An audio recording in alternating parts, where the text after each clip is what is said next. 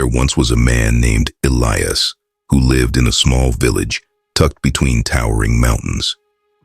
From a young age, he'd look up at the largest peak, a giant that pierced the clouds, and whisper to himself, "One day, I'll stand on top of that." But life had other plans. His father passed when he was 10. His mother worked tirelessly to put food on the table. Elias dropped out of school at 14 to help. His dreams, they took a back seat to survival. By the time he was 25, Elias worked as a laborer in a quarry, breaking rocks beneath the same mountain he once dreamed of climbing. Every evening, he'd leave work, covered in dust, and glance up at that peak. But now he'd say nothing, just stare and walk on. Then, one winter morning, tragedy hit, an explosion at the quarry. 3 men died. Elias survived, barely. He was in the hospital for weeks, broken ribs, fractured leg, a shoulder that would never be the same. Everyone told him to be thankful he was alive, but Elias felt like he'd died long before the blast. His life had been a cycle of pain, labor, and loss, and now, even that was gone. He couldn't go back to the quarry, couldn't work, couldn't provide. He was 26 and lost.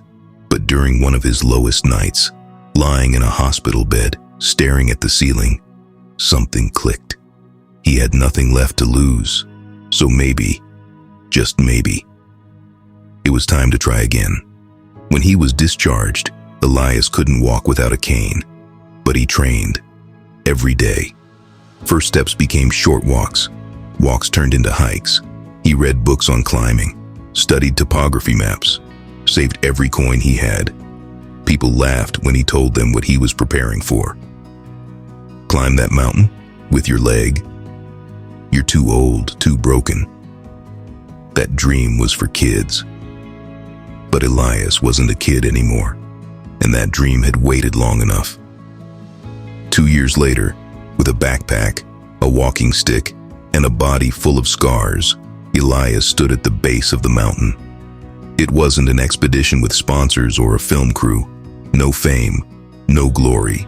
Just a man and the peak he promised himself he'd one day conquer. The climb was brutal. Ice, wind, days without rest, nights with no fire.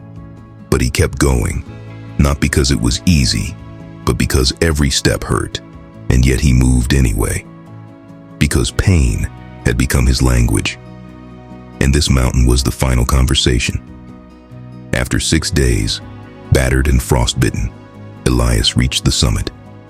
He stood there, above the clouds, above his village, above the past. And for the first time in his life, he spoke back to the mountain. "I told you I'd be here. I've lost everything, but not my will. I broke, but I rebuilt. No crowd, no applause, just silence and peace." When he came down, Elias didn't return to the quarry. He started helping troubled teens, kids who'd been dealt the same rough hand. He taught them discipline through hiking, gave them purpose through challenge. He showed them that broken doesn't mean finished. And every year on the same day, he'd climb that mountain again. Not to prove he could do it, but to remind himself why he had to.